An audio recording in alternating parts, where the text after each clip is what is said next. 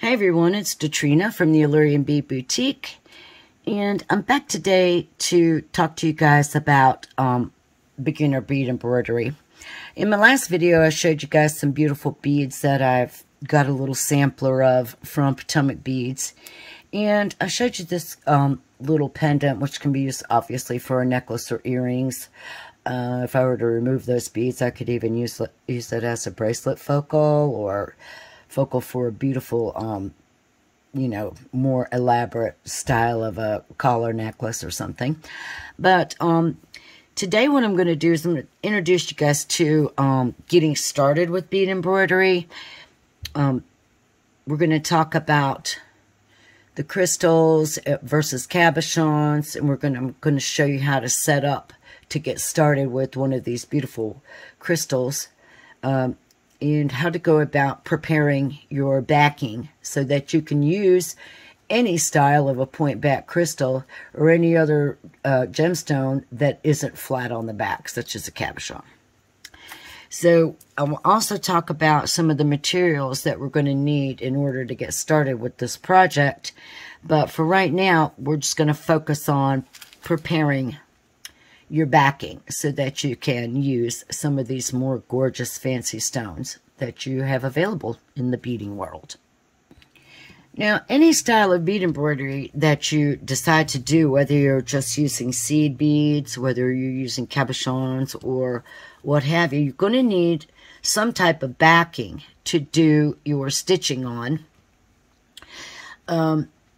It can be done different ways. You can, if you wanted to, you could bead directly through this ultra suede so that you don't have to, in turn then figure out how you're going to color in any places that you might have your backing showing. But for purposes of these beautiful beaded bezels such as this, and especially one this small, it isn't quite the concern. As you can see, I've been able to bead all of the beadwork around so that you don't see any of that white backing anywhere at all on the project. And then I just used the ultra suede to cover the fusing here as I did the brick stitch beads along the edge. And when we get into the project, I'll show you what I mean by that. But no matter what you decide to use to stitch upon, you're going to have to get your point back crystal in place. And in order to do that, if you'll notice when I set this crystal down on this thing here, it wants to shift on me and move around really easily. So I don't want to have to sit here and hold it with my thumb while I'm trying to do some intricate stitching around the stone in order to form a peyote bezel. And if I lay the point back crystal onto the backing such as this, you'll see that I don't get a very good surface contact between the backing and the stone to glue the thing in place. So what I do is I just make a little slit here on the back in order for the pointed portion to sit down in, so that when I glue my crystal to the backing, I have a lot of surface contact and my stone will stay in place. So what I'm going to do for this example is I'm just going to cut this little square in half. And because that would be, if I was doing something really simple, I don't need any more than that to bead embroider on. So let me get my scissors in place and find my equal cutting line here. And I'm just going to cut it across. Now, the next thing I'm going to do is I'm going to fold this in half. I'm going to take my scissors, but I'm just going to use the point of my scissors to make a small snip. Then I'm going to unfold it and fold it back in the other direction. And I'm going to do the same thing. I'm going to take my scissors and just make the pointed end and make a very small snip. Just like that. So now I have my backing prepared to put the stone in position, and I want the part that has the most pointed, raised point to be sitting in that little crisscross cut that I made when I glue everything in place. So next we're going to talk about the glue. And you can work with this if you need to shape it out just a little bit to get yourself a little bit more surface contact. You may need to make a little bit deeper of a snip. It just depends on the type of stone and the type of point that you're working with.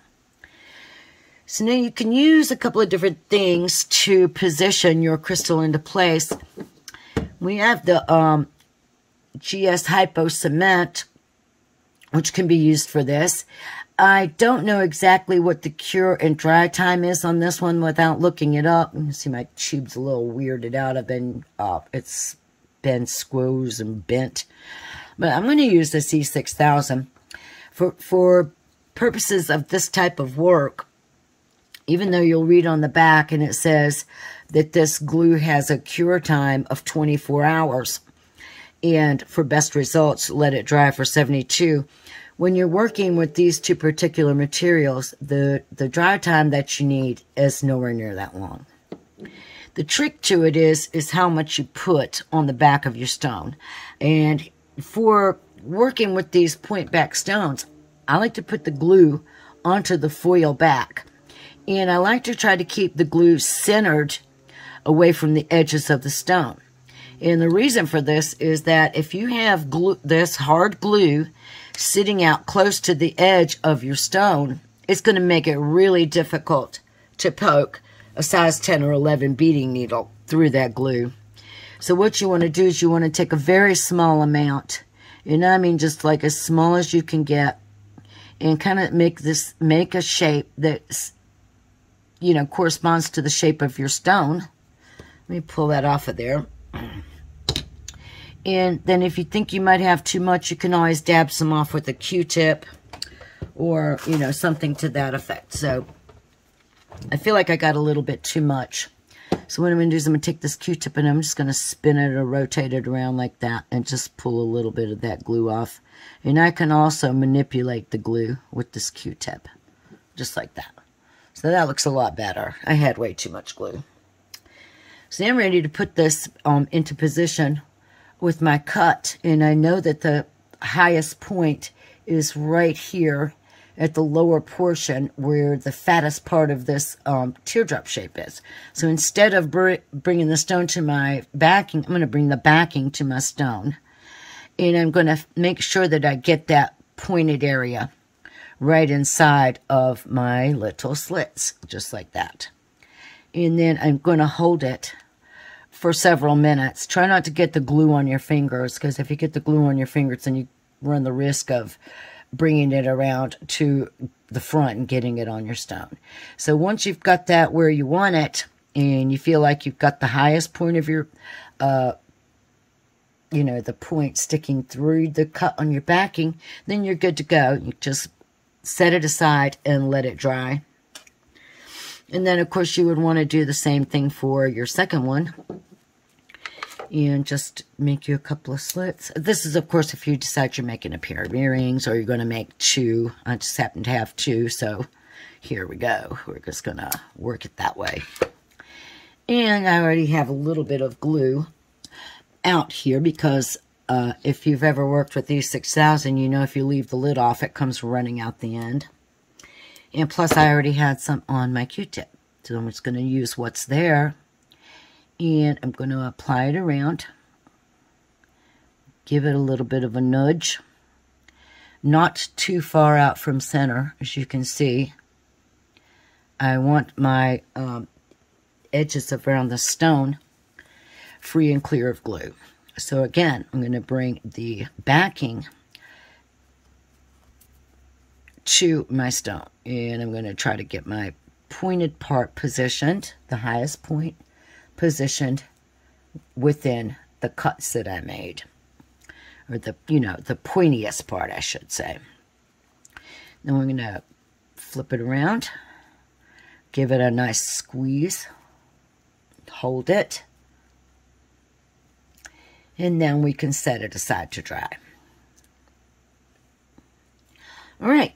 So, like I said, that is just how you need to set up to get started with bead embroidery when you're using a point back stone. You potentially can for a flat back cabochon, you could potentially sit here and trace the stone, bead around it and whatnot, but I like to go ahead and put the stone in place with just a little bit of the E6000. It makes it much easier to get your peyote bezel looking super fantastic and professional. See how great that one looks. You know, it also makes it a lot easier for you to judge how many rows of peyote you will need in order to encase your crystal or your gemstone or any type of cabochon that you might be trying to work with. And while I'm talking about backing and things like that, let's look at this ultra suede. So you, of course, can use any type of non-stretch fabric that you prefer, that you to do bead embroidery. I love this ultra suede, and I actually found this, I think, on Etsy. It was just some scraps. But if you'll notice, it does have pieces plenty big enough to work with.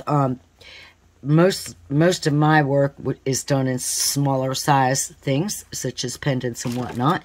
If you needed to, if you were going to plan on doing bracelets and longer projects such as collars and stuff like that, you might need to get some actual longer and bigger pieces of this. But I found several different colors in these sample packs, and some of them are quite long enough to do a bracelet. But this stuff, I have did a little bit of research and have found that, you know, the one thing that you want to make sure is that your backing or your material is something that you're going to be able to get a beading needle through in order to do bead embroidery. And I'm sure you're well aware that most beading needles are extremely thin and very flexible, and they tend to bend and get out of shape real easily. And it's really very super easy when trying to poke through some of these materials to completely bend a sharp bend in your needle, and then you'll have to wind up getting out other needles. I will try to get some more information for you guys up on the post during the course of our tutorial. In case you haven't noticed, it's been a little bit of a weird time for the Alluring Bead Boutique, and for myself, I have not been posting as much on the blog or here on YouTube. My son had to move back in with me after a series of severe medical problems with his seizures and everything, and we are keeping my grandson his joint custody with his girlfriend, and so we've got little Teddy here. Some weeks we have him 4 days, some weeks we have him 3 days, and that is overnight and everything. So basically, with a 2.5-year-old running around, it's a little hard to get any of this type of work done. But that's what's been going on, just in case you were curious as to why I haven't been posting as much. Anyway, I'm going to go ahead and jump off here and let this stuff dry. And I will be coming back and working with you guys on this particular project using this gorgeous fuchsia Navette crystal from Potomac Beads. And I will make sure that there are links to all the materials and everything you need in the blog post that goes along with my tutorials. You guys should be getting used to that by now. All right, well, that's it for right now. Thanks for watching, and I'll see you in the next video.